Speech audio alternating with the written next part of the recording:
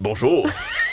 L'honorable Marc Boilard, l'omniprésente Isabelle Perron. J'ai dit, je vais pas brûler ton sujet, c'est que je fais ma gueule. Non, mais il y a des théories, Fred Bastien, là, aide-nous avec ça. Non, mais moi, vous savez, mon chapeau d'aluminium n'est jamais bien loin. Hein? Tu sais, pour les conspirationnistes. J'aurais jamais osé le dire. Ouais, exact. Même l'an passé, j'en avais un littéralement en régie, un chapeau d'aluminium. Oui, je le mettais avant de parler de certains sujets. C'était extraordinaire. Et là, aujourd'hui, j'étais content d'avoir mon chapeau d'aluminium dans un tiroir pas loin.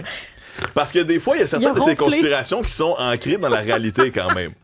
Excusez-moi, il a ronflé. Il fait du popcorn, Mon bébé a commencé à ronfler aussi comme ça en riant. Je trouve ça magnifique. C'est extraordinaire. C'est le signe d'une grande vie. Oui. Donc, les conspirations, tu sais, des fois, on dit, bon, l'IA, là, quand on entre nos données là-dedans, on a peur de peut-être qu'arrive-t-il avec nos données en tant que telles. Puis là, même, imagine, t'es chez toi, puis t'as une idée géniale de plan d'affaires. Puis tu rentres ça dans l'IA pour avoir de l'aide sur ton plan d'affaires.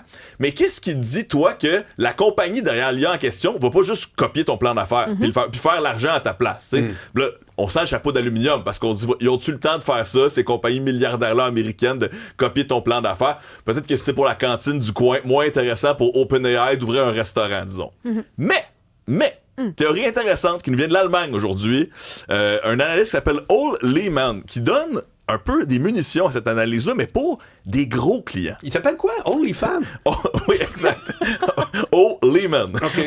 Ça, c'est mon allemand, là. C'est le moins que j'ai aujourd'hui. Holy man! C'est moins sexy ça, un c'est peu. mieux. Ça, un homme de grande culture. Holy man! Holy man! Holy Lehman! Bref. C'est allemand. Holy Lehman. Oui. Holy Lehman. Lui dit, c'est évident maintenant que OpenAI et Anthropic, qui sont les deux, on pourrait dire, leaders en IA présentement, là, avec ChatGPT et Claude, ils veulent juste copier leurs plus gros clients. Puis c'est des gros clients quand même qu'on regarde ça. Puis voici les exemples qu'il donne. Il dit, bon, Figma. Je sais pas si vous connaissez Figma, c'est une application en ligne pour faire du design. Un peu comme Canva, un peu comme Photoshop à un certain point. Tu fais du design en ligne. Mais Figma, c'était associé à Anthropic, qui est derrière Claude, pour créer des outils de design avec l'IA. Là, ensuite, le chef des produits de Anthropic, qui était rendu sur le conseil d'administration de Figma, a quitté le conseil d'administration de Figma et 3 jours plus tard, Anthropic lançait Claude Design, un produit qui concurrence directement Figma. Quand même. Et le PDG de Figma lui dit, ben là, Anthropic n'avait pas toujours été très transparent dans leur manière de dealer avec nous. Alors là, je sais bien que dans ton sous-sol, t'es pas le PDG de Figma, mais lui, c'est quand même une entreprise. Il se sert de l'IA pour... il pense que ça va l'aider, ça va améliorer sa business. Puis 3 jours plus tard, il y a un nouveau compétiteur. Là, il dit, qu'est-ce que j'ai partagé avec ces gens-là, dans le fond? Non, je te suis. Lui, son chapeau d'aluminium était pas loin, puis il aurait dû le garder. Peut-être qu'il aurait dû se protéger. OK, un autre super exemple, ça, c'est arrivé très récemment. Novo Nordisk, grosse compagnie de pharmaceutique. C'est eux, entre autres, là, qui ont mis sur le marché Ozempic. C'est pas rien quand même, Novo Nordisk. Mais eux, ils utilisent Claude pour aider à développer des médicaments. Ils se servent de l'IA. OK, on va inventer des nouvelles molécules d'un paquet d'affaires. Mais là, maintenant, Anthropic a annoncé qu'ils développent aussi leurs propres médicaments. Alors là... Honnêtement, c'est tough de penser que c'est juste du hasard. Ben Imagine! Oui. Assez clair. Il y a trop de cas. Ouais. Ben exact. Puis c'est pour ça que je dis parfois c'est ancré dans la réalité. Puis encore une fois, c'est des grosses compagnies, là. C'est énorme. Puis c'est du pharma. Exact. Puis tu te dis, ben, qu'est-ce que j'ai partagé? Novo Nordisk, quand ils donnaient toute leur manière de faire dans le pharma. Tu sais, cette compagnie-là, Anthropic, là, était pas une compagnie pharmaceutique. Là. Il y a un paquet d'affaires qui n'avaient aucune idée de comment ça fonctionne, autant scientifiquement que socialement. Tu sais. Et là, soudainement, on partage non seulement les ressources via l'ordi, mais aussi des membres du personnel. Tu sais, je parlais. Bon. Donc, tout ça donne envie de se méfier un peu de l'IA. Puis là, de plus donner ses idées, de plus créer. Exact. Puis il y en a qui disent aussi que, dans le fond, c'est peut-être inévitable pour ces compagnies-là qui veulent faire de l'argent à tout prix. On s'entend combien ils mettent en milliards de recherche et développement. Il y a plusieurs de ces OpenAI est en déficit, là, c'est hallucinant. Donc, faut qu'ils fassent de l'argent quelque part. Oui. Et là, plus on commodise l'IA en tant que telle... Ça veut dire quoi, commodiser? Ben, plus on se rend compte que, dans le fond, si demain matin, il y a un modèle open source qui est très performant et pas très cher, qui vient de la Chine ou d'une autre compagnie, ben, le consommateur va peut-être l'adopter. Oui. Et là, donc, ça donne moins d'argent à OpenAI. Ça devient un peu un produit, c'est ce que je veux dire par là. Un produit de consommation comme un autre, dans le fond. Il n'y a plus un monopole. Un médicament générique qui n'a pas de droit. Là. Exact. Si on s'en va vers ça, ben là, ces compagnies-là, qu'est-ce qu'ils ont dans le fond? Ben, ils ont les secrets qui sont allés voler des autres compagnies, puis là, c'est peut-être leur manière. J'ai un autre exemple c'est incroyable. C'est pas encourageant, pas en tout, ça? Non, parce que là, c'est des géants, là. Puis, tu sais, nous, après ça, on peut voir le jeu de la bourse, puis se dire, tu sais, je ne suis pas Novo Nordisk, là, mais je m'intéresse à leurs activités. Où tu touches un point, je sais pas si tout le monde le voit, mais c'est qu'effectivement, actuellement, il y a un problème de rentabilité. Exact. tout le monde y va que c'est une promesse extraordinaire parce que c'est tellement hot.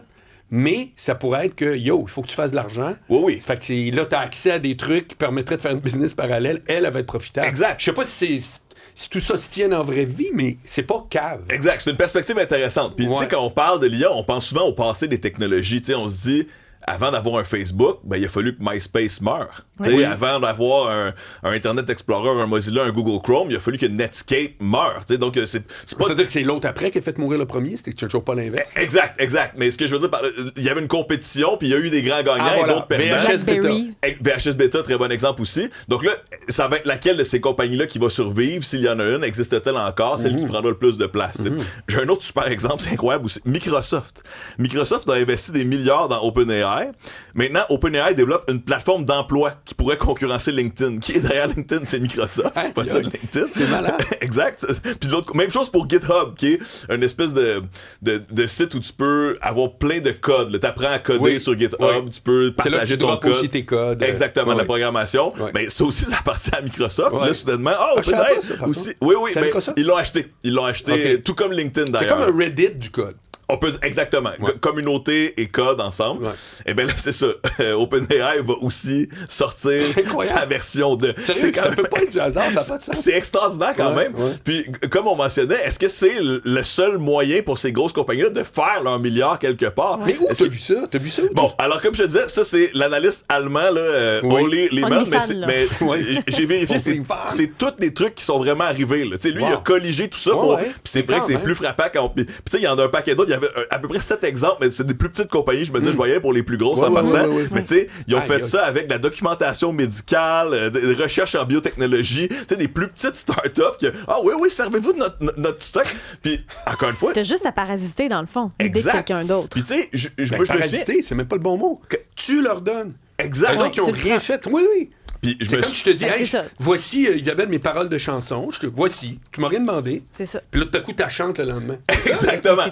C'est carrément ça. Puis moi, je me souviens quand on commençait à implanter ces réseaux-là dans les entreprises, quand ça devenait de plus en plus officiel, il y en a qui disaient ça va prendre des politiques dans l'entreprise, comment on fait ça. Puis il y en a qui disaient, mais là, pour la confidentialité, là, ils vont-tu vraiment voler mon PDF? Y a-tu vraiment... Mais visiblement, surtout quand il est question de médicaments... Ton PDF, non. Mais... Non, c'est le mien. Venez-vous-en. Moi, ChatGPT, là, voyez, mes plans de chronique, ça se peut qu'ils partent.